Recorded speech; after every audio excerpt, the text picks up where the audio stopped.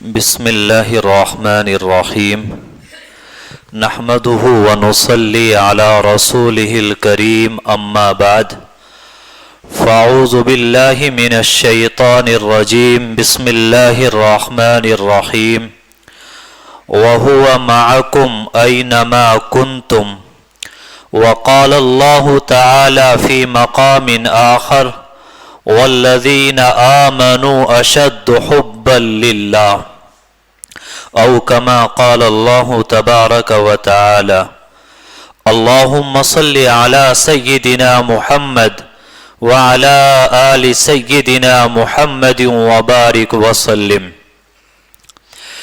میرے محترم بزرگوں اور عزیز ساتھیوں، قرآن کریم کے اندر اللہ تبارک و تعالی نے فرمایا والذین آمنوا اشد حبا للہ، کہ وہ لوگ جو اللہ پر ایمان لائے ہیں وہ اللہ سے بہت زیادہ محبت کرنے والے ہوتے ہیں۔ ایک جگہ فرمایا وَأَمَّا مَنْ خَافَ مَقَامَ رَبِّهِ، کہ وہ شخص جو اپنے رب کے سامنے کھڑا ہونے سے ڈرتا ہے، وَنَهَى النَّفْسَ عَنِ الْهَوَىٰ، اپنے نفس کو ناجائز خواہشات سے روک لیتا ہے، فرمایا فَإِنَّ الْجَنَّةَ هِيَ الْمَأْوَىٰ، کہ جنت ایسے ہی لوگوں کے لیے ٹھکانہ ہے۔ دیکھیے، اگر ہم لوگ اللہ کی نافرمانیوں سے بچنا چاہتے ہیں، گناہوں سے بچنا چاہتے ہیں، تو اس کے دو طریقے ہیں۔ ایک طریقہ تو یہ ہے کہ اللہ کی محبت اتنی زیادہ دل کے اندر بیٹھ جائے کہ وہ محبت الہی اللہ کی نافرمانیوں سے ہمیں دور کر دے۔ اور دوسرا طریقہ یہ ہے کہ اللہ کا خوف، اللہ کا ڈر اتنا ہمارے دلوں کے اندر آ جائے کہ کل قیامت کے میدان میں اللہ کے سامنے کھڑا ہونا ہے، ہم کیا جواب دیں گے، یہ بات دل کے اندر آ جائے، تب بھی انسان گناہوں سے، اللہ کی نافرمانیوں سے بچ سکتا ہے۔ اللہ تبارک و تعالیٰ نے اس دنیا کے اندر ہمیں تقوی حاصل کرنے کے لیے بھیجا ہے۔ اللہ نے ہم اس دنیا کے اندر بھیجا ہے کہ آپ جب دنیا سے آؤ ایک عام انسان نہیں بلکہ میرا ولی بن کے آؤ۔ آپ دنیا سے آؤ تو ایک متقی اور پرہیزگار انسان بن کے آؤ۔ جب تم دنیا سے آؤ تو تمہارے دل میں میرے در عشق اور محبت کی آگ ہو۔ جب میرے پاس تم دنیا سے آؤ تو تمہارے دل میں میری محبت رچی اور بسی ہوئی ہو۔ ایک صاف اور ستھرا دل، اور جو باطنی بیماریاں ہیں، باطنی امراض ہیں، ان سے پاک اور صاف دل تم میرے پاس لے کے آنا۔ اللہ ہم سے ایسا دل چاہتے ہیں کہ جس دل میں اللہ کی عشق اور محبت کی آگ لگی ہو۔ اللہ ہم سے ایسا دل چاہتے ہیں کہ جس میں اللہ کی محبت بسی ہو۔ اللہ ایسا دل چاہتے ہیں جو ہر وقت اللہ کی یاد میں دھڑکنے والا ہو۔ اللہ ایسا دل چاہتے ہیں جو ہر وقت اللہ کی عشق اور محبت میں گھٹ گھٹ کے تڑپتا ہو، اور رونے والی آنکھیں، تڑپنے والا دل، یہ تمام چیزیں اللہ ہم سے چاہتے ہیں۔ یہی وجہ ہے کہ اللہ تعالیٰ نے دن بھی بنایا، رات بھی بنائی ہے، لیکن اللہ کے جو خاص بندے ہیں، اللہ جن بندوں سے محبت کرتا ہے، یا وہ بندے جو اللہ سے محبت کرتے ہیں، وہ رات کو بڑی نعمت سمجھتے ہیں۔ وہ رات کو اللہ کے سامنے کھڑے ہوتے ہیں اور سجدے کرتے ہیں، آنکھوں سے آنسو بہاتے ہیں اور گرم گرم آنسو اللہ کے سامنے گراتے ہیں۔ میرے بھائیوں، ان آنسوؤں کی اللہ کے یہاں بہت زیادہ قدر ہے۔ جو چیز جہاں نہیں ہوتی وہاں اس چیز کی قدر ہوتی ہے۔ آسمان میں فرشتے ہیں، ان سے گناہ نہیں ہوتے تو وہاں اشک ندامت بھی نہیں ہے۔ دنیا میں انسان رہتے ہیں، گناہ ہو جاتے ہیں، وہ اللہ کے سامنے آنسو بہاتے ہیں، تو اللہ کے یہاں ان آنسوؤں کی بڑی قدر اور بہت زیادہ اہمیت ہوتی ہے۔ حضرت تھانوی رحمت اللہ علیہ نے یہی فرمایا کہ اگر آنکھوں سے آنسو جاری ہو جائیں، آنسو آنکھوں سے بہ پڑیں، تو کپڑے پہ ان کو ضائع نہ کرو، ان کو اپنے چہرے پر مل لیا کرو، کیونکہ جسم کا وہ حصہ جہاں آنسو لگ جائیں گے کل قیامت کے میدان میں اللہ اس کو جہنم سے بچا لے گا۔ اللہ بڑا مہربان ہے، ایسا نہیں ہو سکتا کہ وہ ہمارے چہرے کو جہنم سے بچا لے اور ہمارے جسم کو جہنم کے اندر ڈال دے۔ جب وہ چہرے کو بچائے گا تو وہ پورے جسم کو بھی بچائے گا۔ میرے بھائیو، جیسے کسی نوجوان کی شادی ہوتی ہے اور پہلی رات بیوی سے ملاقات کرنا ہوتی ہے، بڑی شدت کے ساتھ اس کو اس موقع کا انتظار ہوتا ہے، تو جو اللہ کے خاص بندے ہوتے ہیں، اللہ سے بہت زیادہ محبت اور پیار کرنے والے ہوتے ہیں، ان کو ہر رات کا اسی طرح انتظار رہتا ہے کہ کب رات آئے میں اللہ کے سامنے کھڑا ہو کر قرآن پڑھوں، کب رات آئے میں اپنی پیشانی اللہ کے سامنے سجدے میں ڈال دوں، کب رات آئے کہ میری آنکھوں سے گرم گرم آنسو گر رہے ہوں، میرا اللہ مجھ سے راضی ہو رہا ہو، میرے دل میں اللہ کے عشق اور محبت کی آگ لگتی چلی جا رہی ہو۔ آج امت نے اللہ سے مانگنا چھوڑ دیا، آج اللہ کی یاد میں تڑپنا چھوڑ دیا، آج اللہ کی یاد میں رونے والی آنکھیں نظر نہیں آتی، آج اپنی راتوں کو اللہ کے عشق اور محبت میں لگانے والے آج انسان نظر نہیں آتے۔ علامہ یوسف بن نوری رحمت اللہ علیہ انہوں نے فرمایا کہ آج امت سے رونے والے افراد ختم ہو گئے، آج امت سے اللہ سے مانگنے والے افراد چلے گئے، مناجات کرنے والے چلے گئے، سجدے میں سر ڈال کر اللہ کے سامنے تڑپنے والے وہ افراد چلے گئے۔ میرے بھائیوں، آج ہماری کوششیں ظاہری کوششیں ہیں، باطنی کوششیں کسی بھی کام کے لیے نظر نہیں آتی۔ ایک ظاہر کا نظام ہے، ایک باطن کا نظام ہے، ہم ظاہراً محنت کرتے ہیں لیکن باطناً ہماری کوئی تیاری نہیں ہوتی۔ میرے بھائیوں، حضرت مولانا الیاس کاندلوی رحمت اللہ علیہ، انہی کے ساتھیوں میں مولانا منظور نعمانی اور ایک اسی طرح بہت بڑے عالم تھے۔ جس وقت تقسیم ہوتی ہے تو مولانا منظور نعمانی ان کے ساتھ جو بہت بڑے عالم تھے وہ جماعت اسلامی والوں سے کچھ متاثر ہو گئے اور انہوں نے ارادہ کر لیا کہ ہمیں یہ ملک چھوڑ کر پڑوسی ملک میں چلے جانا ہے۔ چنانچہ انہوں نے اپنے کپڑے لیے، سامان لیا، یہاں سے روانہ ہو گئے اور پیدل کے راستے چل پڑے، اس ملک کے قریب پہنچ گئے۔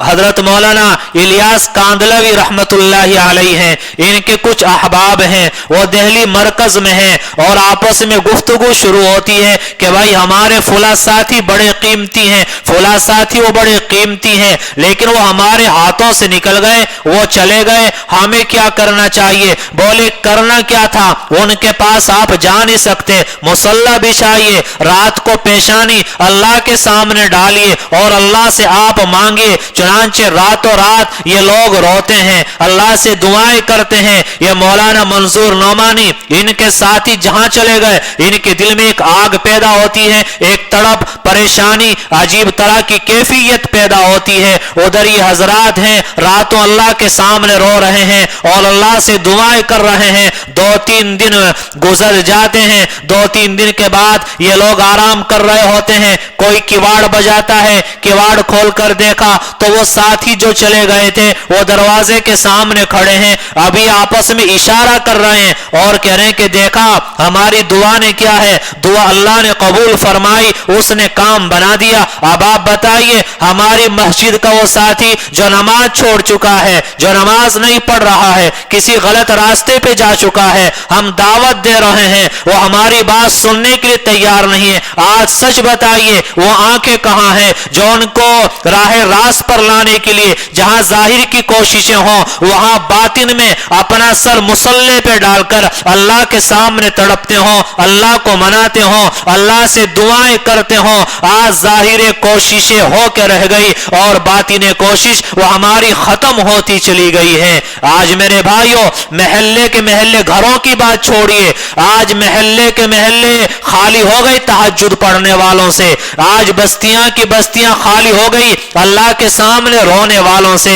आज पूरे की पूरी बस्तियां वीरान नजर आती हैं। एक जमाना था कि रात के आखिरी हिस्से में कोई गुजरता तो हर घर से कुरान पढ़ने की आवाज आ रही होती थी। आज आप किसी गली से गुजरे, गाना बजाने की आवाज सुनेगी, मोबाइल चलने की आवाज आपको सुनाई दे जाएगी, रोने की आवाज, अल्लाह के जिक्र की आवाज, कुरान की तिलावत की आवाज और मुनाजात की आवाज आज बस्तियों से खत्म हो चुकी है। और फिर हम रोना रोते हैं अपनी तबाहियों का और बर्बादियों का।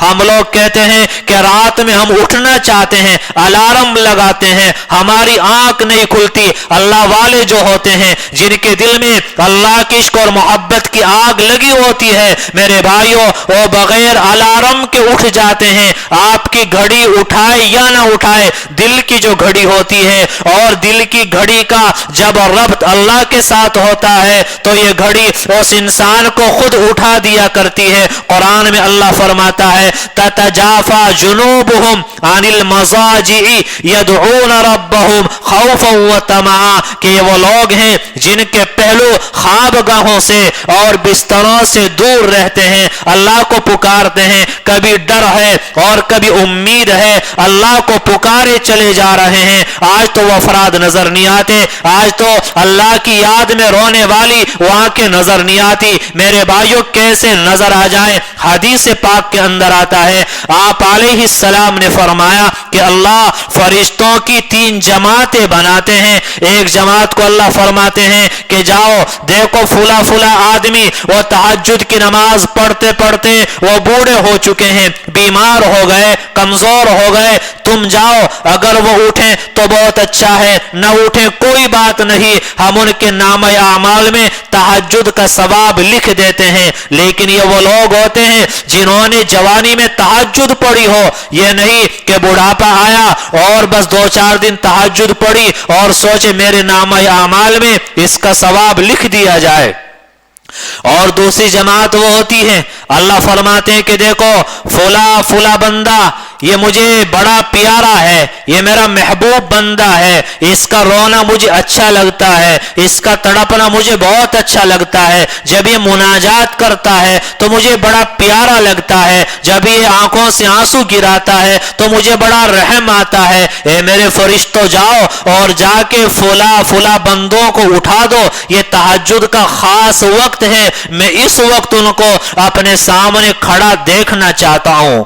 और फरिश्तों की तीसरी जमात होती है, अल्लाह फरमाते हैं फुला फुला बंदे मुझे बिल्कुल पसंद नहीं है, मैं इनका चेहरा देखना नहीं चाहता, ये मेरे महबूब बंदे नहीं, ये मुझे अच्छे नहीं लगते। तहज्जुद का वक्त ये मेरा खास वक्त है, अगर ये खड़ा भी होना चाहे, तहज्जुद में उठना भी चाहे तो इनको उठने ना देना, इनको सुला देना, क्योंकि ये तो खास लोगों का वक्त है। इस वक्त में मैं इनको अपने सामने खड़ा हुआ देखना नहीं चाहता।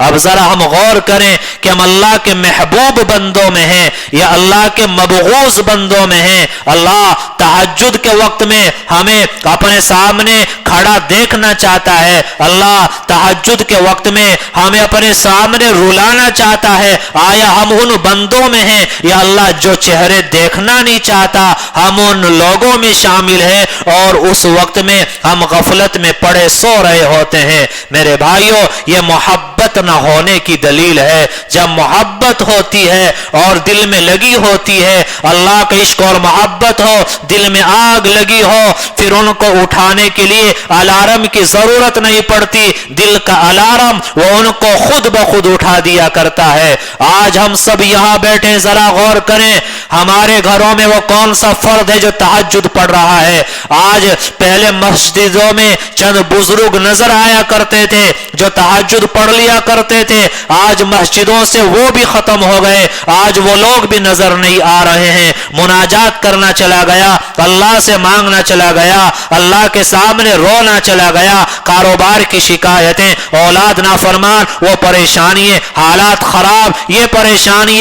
میرے بھائیوں, جب تک آنکھوں سے یہ گرم گرم آنسو ہم مصلی پر نہیں گرائیں گے تب تک اللہ کی طرف سے مددیں اور نصرتیں وہ آنے والی نہیں ہے. یہ گرم گرم آنسو گرانا پڑیں گے, اللہ کے سامنے رونا پڑے گا اور لمبے لمبے سجدے کرنے پڑیں گے, اور سجدوں میں عربی زبان میں دعائیں سیکھ کر وہ اللہ سے دعائیں مانگنا پڑیں گی. لمبے لمبے سجدے ہوں, کمر دکھ جائے, پیشانی دکھ جائے, ناک دکھ رہی ہو, آنکھیں دکھنا شروع ہو جائے, زندگی میں کوئی رات تو ایسی آ جائے, زندگی میں کوئی وقت تو ایسا آ جائے. میرے بھائیوں, جو اللہ والے ہوتے ہیں ان کو صبح ہی سے رات کا انتظار رہتا ہے, کب رات آئے. دن میں کام کرتے ہیں, پڑھنا ہے, پڑھانا ہے, تصنیف ہے اور تالیف ہے, دعوت و تبلیغ ہے, اصلاحی باتیں ہیں, سارے کام کرتے ہیں. جب رات کا وقت آتا ہے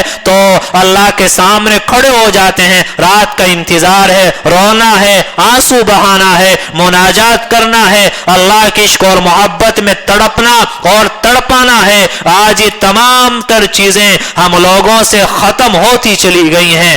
آپ اللہ والوں سے پوچھئے تہجد میں رونے کا مزہ کیا ہوتا ہے, آپ ان لوگوں سے پوچھئے لمبے لمبے سجدے کرنے کا مزہ کیا ہوتا ہے, آپ ان لوگوں سے پوچھئے آنکھوں سے گرم گرم آنسو گرانے کا مزہ کیا ہوتا ہے, اللہ کی یاد میں تڑپنے میں کتنا مزہ آتا ہے, دل کو کتنا سکون ملتا ہے, کتنا قرار ملتا ہے, دل کو کتنا اطمینان ملتا ہے. میرے بھائیوں, جس نے اس ذائقے کو چکھا نہیں, اس میں کتنا ذائقہ ہوتا ہے وہ کیا جانے اور اس کو کیا پتا ہوتا ہے. آپ اندازہ لگائیں کہ محبوب علیہ السلام کو اللہ تعالیٰ نے باقاعدہ حکم دیا, قم اللیل الا قلیلا, رات میں کھڑے ہوئیے, آپ تہجد پڑھیے. پوری رات نہیں پڑھ سکتے, آدھی رات پڑھیے, آدھی رات تک نہیں پڑھ سکتے, ارے رات کا ایک حصہ تو میری یاد میں اور مجھے پکارنے میں اور میرے سامنے آنسو بہانے میں لگا دیجئے. ہم اللہ سے دعویٰ کرتے محبت کا.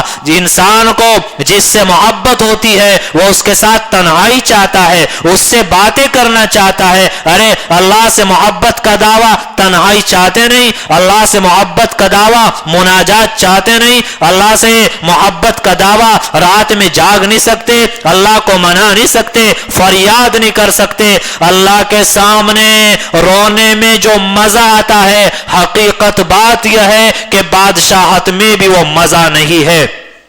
چنانچہ مولانا رومی رحمت اللہ علیہ نے ایک نقاب پوش بادشاہ کا واقعہ ذکر کیا ہے کہ شاندار محل ہے اور ہر طرح کی عیش و آرام کے اسباب موجود ہیں.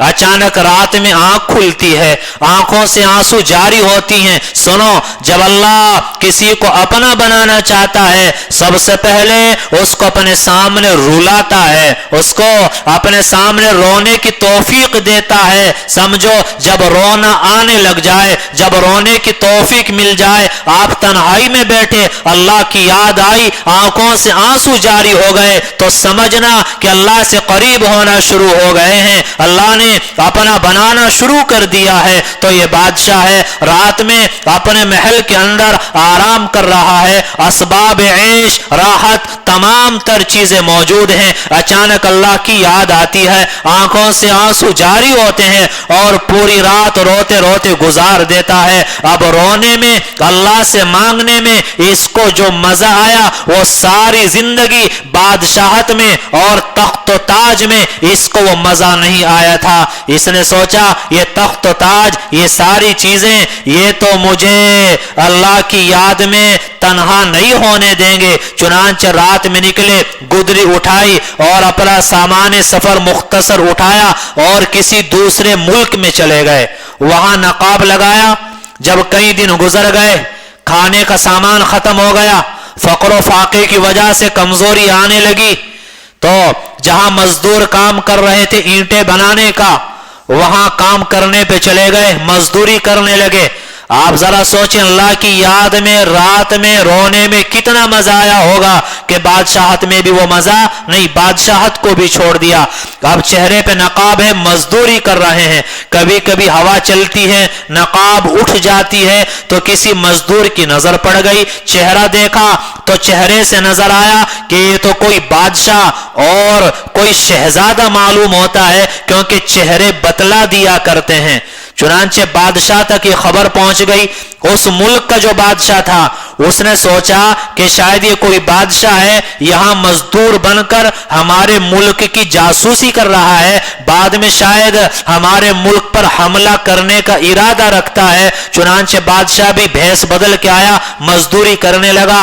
एक दो दिन के बाद ताल्लुकात बढ़ गए, मजदूरों को हटा दिया, फिर उनके पास आया, नकाब हटा के कहा कि अल्लाह के वास्ते मुझे ये बता दे तू है कौन, कहां से आया और क्यों आया। उन्होंने बताया फुला जगह का बादशाह, बादशाहत को छोड़ के आया, अल्लाह के इश्क और मोहब्बत को लेने के लिए आया, अल्लाह की याद को अपने दिल में बसाने के लिए आया, यहां काम कर रहा हूं। जो मजा अल्लाह के सामने रात को रोने में आया, फरियाद करने में आया, तड़पने में आया, सजदा करने में आया, वो मजा मुझे कभी बादशाहत में भी नहीं आया। चुनांचे उस बादशाह के दिल पर भी चोट लगती है, वो भी तख्तो ताज छोड़ देता है, आम लिबास पहनकर दोनों जंगल में निकल जाते हैं, अल्लाह की इबादत में मसरूफ हो जाते हैं। मेरे भाइयों, एक नहीं सैकड़ों वाकयात आपको इस तरह के मिल जाएंगे कि अल्लाह के इश्क और मोहब्बत में बादशाहों ने बादशाहतें छोड़ी हैं। एक मिसाल ऐसी नहीं मिलेगी कि किसी अल्लाह वाले ने बादशाहत के चक्कर में रात का रोना छोड़ा हो और अल्लाह से जो ताल्लुक था और जो वास्ता था किसी भी अल्लाह वाले ने उस ताल्लुक को छोड़ा हो, क्योंकि जो मजा इसमें आता है वो मजा उसमें नहीं आता। अल्लामा इब्न तैमिया रहमतुल्लाहि अलैह जब हुकूमत ने इनको जेल में डालने का इरादा किया, ये उलमा अहले हक के साथ चलता आ रहा है। लोगों ने अंबिया को नहीं छोड़ा, लोगों ने नबियों को नहीं छोड़ा। हजरत मूसा अलैहिस्सलातु वस्सलाम उन पर इल्जाम लगाए गए, यूसुफ अलैहिस्सलाम पे इल्जामात लगाए गए। चुनांचे जब हुकूमत मुखालिफ हो गई, इनको जेल में डालने का इरादा किया तो इन्होंने कहा कि सुनो, जेल में डालकर मेरा कुछ नहीं बिगाड़ सकते, क्योंकि जेल से बाहर रखोगे तो लोगों में जा जाके अल्लाह के इश्क और मोहब्बत की बातें सुनाऊंगा, और जेल में डाल दोगे तो अपने दिल को अल्लाह के साथ मशगूल करके खलवत का मजा लूंगा और मुराकबों का नूर हासिल करूंगा।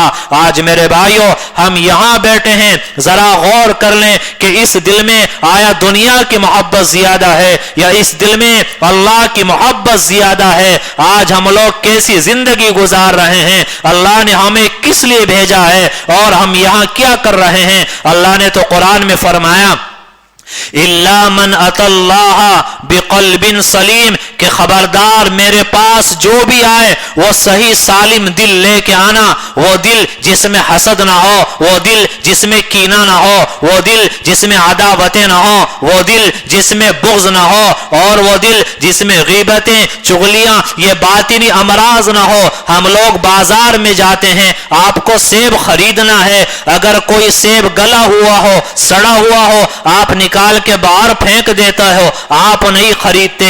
आप कपड़ा खरीदने जाते हैं, कपड़े के अंदर कोई नुक्स हो, आप देख के वापस कर देते हैं। आप जरा ये सोचें कि कल को अल्लाह इस दिल को कैसे कबूल करेगा जहां अदावतें हैं, जहां नफरतें हैं, जहां हसद है, जहां बुग़्ज़ है और जहां अदावतें हैं, और ये दिल चारों तरफ से सड़ा पड़ा है, इसमें बदबू उठी पड़ी है। आप बताइए कि अल्लाह हमारे इस दिल को कल क़यामत के मैदान में कैसे कबूल करेगा।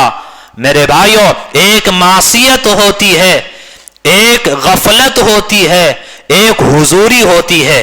मासियत के माना गुनाह करना।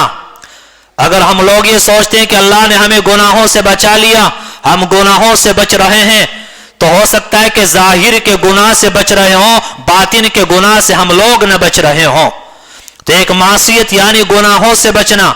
गुनाहों से बचने के बाद इंसान दूसरे मर्तबे पे आता है, वह है गफलत, यानी गफलत से भी बचना। गफलत का मतलब यानी आप बैठे हैं, गुनाह भी नहीं कर रहे हैं और कोई अच्छा काम भी नहीं कर रहे हैं, इसको गफलत कहते हैं। एक चीज होती है हुजूरी, यानी इंसान तन्हाई में हो या मजमे में हो, इंसान जंगल में हो या कहीं महफिल में हो, किसी भी जगह क्यों ना हो, उसको हुजूरी हासिल हो, उसके दिल की तवज्जो अल्लाह की तरफ हो, दिल के अंदर ये बात बैठ चुकी हो कि मेरा अल्लाह वो मुझे देख रहा है, वह हुआ माकुम ऐनमा कुंतुम, अल्लाह तुम्हारे साथ है, तुम चाहे कहीं भी हो और कुछ भी कर रहे हो। ये बात जब तक दिल के अंदर न आ जाए हम लोग गुनाहों से नहीं बच सकते। लेकिन अफसोस की बात तो यह है कि हम लोग मस्जिदों में होते हैं और तकबीर तहरीमा कहकर हाथ बांधकर अल्लाह के सामने खड़े होते हैं, तो नमाज में भी हम लोग अल्लाह के नहीं होते। आप बताइए कि मस्जिद से बाहर नमाज के अलावा हम अल्लाह के कितने होते होंगे। आज तो जरा सी कुछ इबादत कर लें, अपने आप को सातवें अर्श पे समझने लगते, मेरे से बड़ा अल्लाह वाला कोई नहीं। अल्लाह वाला कहते किसको है मेरे भाइयों? मासियत से इज्तिनाबो गफलत ना हो और हुजूरी हासिल हो, यानी एक लम्हे के लिए आप अल्लाह से गाफिल ना हो। आपका दिल धड़क रहा है तो आपको लगे कि दिल धड़क रहा है, ये अल्लाह अल्लाह की आवाजें इस दिल से आ रही हैं। आप सफर में जा रहे हैं, आपके दिल का कनेक्शन वो अल्लाह से जुड़ा हुआ हो। पहले भी कई मर्तबा मैंने मिसाल दी है, आज फिर मिसाल दे देता हूं। मसलन आपका एक मोबाइल चोरी हो गया, आप किसी दोस्त के पास गए, उसने आपको चाय पिलाई, वो चाय मीठी भी है, गरम भी है, आप पी रहे हैं, आपके पेट में जा रही है, आपको मजा आ रहा है, लेकिन ध्यान मोबाइल की तरफ है। फिर उस दोस्त ने आपको खाना खिलाया, शानदार बिरयानी खिलाई, आपने खाई, पेट आपका भर गया, जायका भी आया, आपको मजा भी आया, लेकिन आपका ध्यान मोबाइल की तरफ है। तो हमारी हालत ये हो जाए, हम खाना खा रहे हो तो ध्यान अल्लाह की तरफ हो, हम सफर कर रहे हो तो ध्यान अल्लाह की तरफ हो, हम कोई भी काम क्यों ना कर रहे हो, हमारी तवज्जो, हमारा ध्यान, हमारे दिल का रुख वो अल्लाह की तरफ हो जाए। इसी को कहा जाता है खलवत दर जलवत, यानी वैसे तो मजलिस में बैठे हैं लेकिन दिल के एतबार से हम अल्लाह के साथ कनेक्शन हमारा जुड़ा हुआ है, ये हालत पैदा हो जाए। इतनी उतनी उम्र हमारी गुजर गई, हम नमाज में भी अल्लाह के न बन सके, आप बताइए फिर हम कब अल्लाह के बनेंगे। तो असल मेरे भाइयों जो जिक्र होता है और ये मजलिसें, ये सब चीजें, इनका असल मकसद ही होता है कि कपड़ा गंदा हो जाए, उसको रगड़कर, धुलकर, चोट मारकर साफ किया जाता है। दिल पर जो ये गंदगियां बैठ चुकी हैं, हमारा ये दिल भी क्या है जरा साफ हो जाए। कुरान में इल्ला मन अतल्लाह बिक़ल्बिन सलीम, अल्लाह ने फरमाया, अल्लाह ने कहा कि सही सालिम दिल मुझे चाहिए। अल्लाह ने दिल मांगा है, अल्लाह ने हमसे दिल का सौदा किया है। अब आप बताइए जो दिल सड़ा हुआ हो, जिस दिल में बदबू उठी हुई हो, आज नशा करने को हराम समझते हैं, कीना रखने को हराम नहीं समझते, आज नशा करने को हराम समझते हैं, गीबत और चुगली और बुराई करने को हराम नहीं समझते। आज दूसरे गुनाहों को जो जाहिरी गुनाह है उनको गुनाह समझा जाता है, और दिल के सियापन को और गंदेपन को, बुग़्ज़ और अदावत को, इनको गुनाह नहीं समझा जाता। आप बताइए कि अल्लाह इस सड़े हुए दिल को कैसे कबूल करेगा। तो अगर हम अल्लाह वाला बनना चाहते हैं, दो बातें, अल्लाह की मोहब्बत हो या अल्लाह का बहुत ज्यादा डर हो। या तो अल्लाह की मोहब्बत की वजह से गुनाह से बचेगा या अल्लाह के डर की वजह से इंसान गुनाह से बचेगा। एक वाक़या और जहन में आ रहा है, चलो वो भी आपको बतलाई देता हूं। मौलाना रूमी रहमतुल्लाहि अलैहि ने सुल्तान महमूद गजनवी का एक वाक़या जिक्र किया है कि एक मर्तबा रात में भैंस बदलकर गश्त कर रहे थे तो 5 चोर एक जगह बैठे हुए नजर आए। आप उनके पास चले गए, उन्होंने नहीं पहचाना। चोरों ने कहा तुम कौन हो? इन्होंने कहा कि मैं तुम ही में से हूं। उन्होंने सोचा कि ये भी चोर है, आपस में बैठकर मशवरा करने लगे, कहा कि आज रात में चोरी करते हैं। لیکن جب مشورہ ہوا تو اس میں کہا کہ ہر آدمی اپنا اپنا ہنر بتائے کہ کون کیا کر سکتا ہے. چنانچہ ایک نے بتایا کہ میرے کانوں کے اندر وہ تاثیر ہے کہ جب کتا بولتا ہے تو میرے کانوں میں آواز جاتی ہے تو میں سمجھ جاتا ہوں کتا کیا کہہ رہا ہے. دوسرے نے کہا کہ میرے ناک میں وہ تاثیر ہے کہ مٹی سونگھ کر بتا دیتا ہے خزانہ کہاں دفن ہے. تیسرے نے کہا کہ میری آنکھوں میں وہ طاقت ہے، وہ تاثیر ہے کہ جس کو رات کے اندھیرے میں دیکھ لے دن کے اجالے میں پہچان لیتی ہیں. چوتھے نے کہا میرے ہاتھوں کے اندر وہ طاقت ہے کہ اگر دیوار میں نقب لگانا پڑ جائے تو اوزار کی ضرورت نہیں، اپنے ہاتھوں سے نقب لگا لیتا ہوں. پانچویں نے کہا کہ میرے اندر وہ طاقت ہے کہ اگر ہمیں کہیں داخل ہونا ہو، دیوار اونچی ہو تو میں اونچی سے اونچی دیوار پر کمند ڈال سکتا ہوں، یعنی رسہ وغیرہ ڈال سکتا ہوں. پانچوں نے اپنا اپنا ہنر بیان کر دیا. اب بادشاہ کی طرف متوجہ ہوئے، کہا کہ آپ بھی کوئی، ان کو نہیں پتا بادشاہ ہے، سوچا یہ بھی کوئی چور ہے، کہ آپ بھی اپنا کوئی ہنر بتائیے. اب وہ کیا بتائے؟ انہوں نے کہا کہ میرے اندر یہ ہنر ہے کہ اگر کوئی مجرم پکڑا جائے اور اس کو پھانسی کی سزا ہو جائے اور میں اپنی داڑھی ہلا دوں تو اس کی سزا معاف ہو جاتی ہے. تو وہ چور بڑے خوش ہوئے کہ چوری کرنے کے لیے جو ہنر چاہیے وہ سارے ہنر ہمارے پاس ہے، اور چوری کرنے کے بعد پکڑے گئے، پھانسی ہونے لگی تو بچانے کا ہنر اس کے پاس ہے، تو جان بھی بچ جائے گی، کوئی بات نہیں کہ چوری کریں. کہ سارے ہنر تو ہو گئے، چوری کرنے تو صحیح جگہ چوری کریں. آج بادشاہ کے یہاں چوری کرتے ہیں. چنانچہ بادشاہ کو ساتھ لے کے بادشاہ کے محل کی طرف چلتے ہیں. راستے میں کتے کی آواز آتی ہے، تو جو کتے کی آواز پہچان لیتا تھا اس نے کہا کہ کتا یہ کہہ رہا ہے کہ بادشاہ تمہارے ساتھ ہے، لیکن لالچ ہنر کو چھپا دیتا ہے.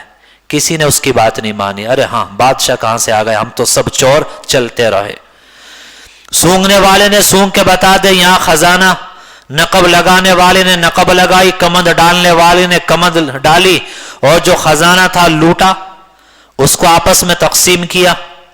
بادشاہ نے سب کے ٹھکانے دیکھ لیے. بادشاہ محل میں آ گیا. بادشاہ نے کچھ نہیں کہا. بادشاہ صبح کو دربار میں آتا ہے، عدالت لگتی ہے، پورا واقعہ درباریوں کے سامنے بیان کیا. لیکن بادشاہ کو اتنا غصہ ہوتا ہے کہ آگ بگولا ہوتا ہے. پولیس اور جلادوں کو بلاتا ہے، پولیس کو حکم دیتا ہے جاؤ فلا فلا گھر ہے، ان کو ابھی گرفتار کر کے لاؤ. جلادوں سے کہتا ہے تیار رہو، ان کو سولی پہ چڑھا دو. گواہ کی کوئی ضرورت نہیں کیونکہ بادشاہ خود گواہ ہے. ان کو گرفتار کر کے لایا جاتا ہے. بیڑیاں ہاتھ میں پاؤں میں ڈلی ہوئی ہیں، سر جھکائے عدالت میں کھڑے ہیں، اور موت بالکل سامنے نظر آ رہی ہے. بڑے پریشان ہیں.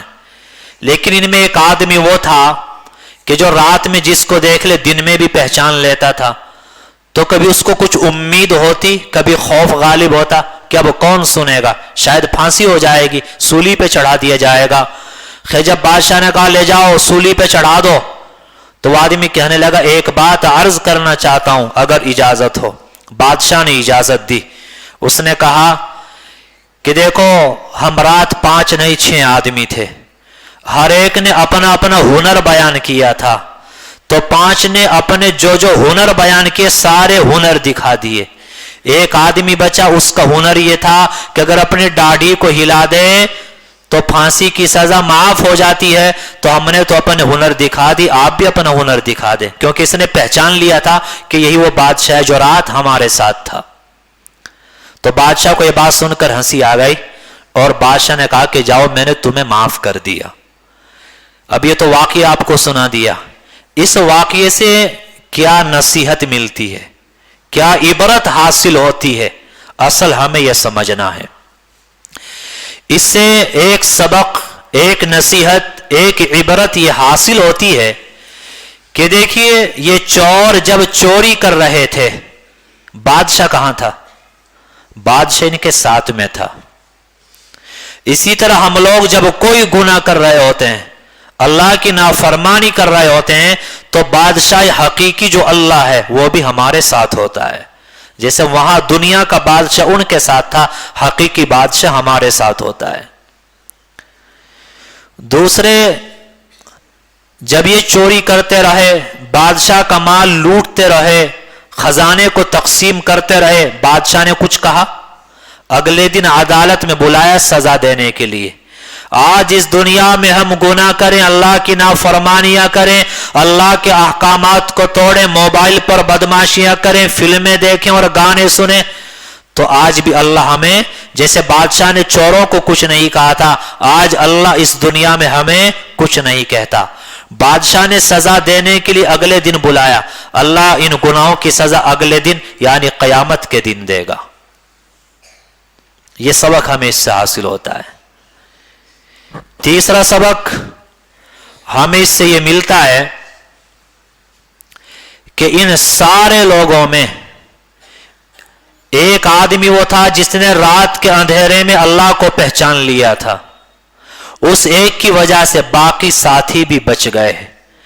تو اسی طرح میرے بھائیو، اگر ہمارے میں کوئی ایک آدمی ایسا ہو جو رات کی تنہائیوں میں اللہ کے سامنے رونے والا اور مناجات کرنے والا ہو، رات کی تنہائیوں میں، رات کی تاریکی اور اندھیرے میں اس نے اللہ کو پہچان لیا ہو، تو کل قیامت کے جب اندھیرا ہوگا، اس کی سفارش کی وجہ سے ہو سکتا ہے کہ اللہ ہمیں بھی معاف فرما دے، جیسے یہاں اس ایک کی وجہ سے سب کو معاف کر دیا گیا تھا۔ اور اصل سبق تو یہی ملتا ہے کہ وہ سب کچھ کرتے رہے، ان کا بادشاہ ساتھ رہا۔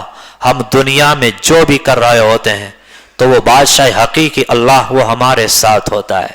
یہ استحضار، یہ بات دل کے اندر آ جائے تو پھر گناہ کا تصور انسان کے دل سے نکل جائے۔ اللہ ہم سب کو کہنے سننے سے زیادہ عمل کی توفیق نصیب فرمائے۔ وآخر دعوانا الحمد للہ رب العالمین۔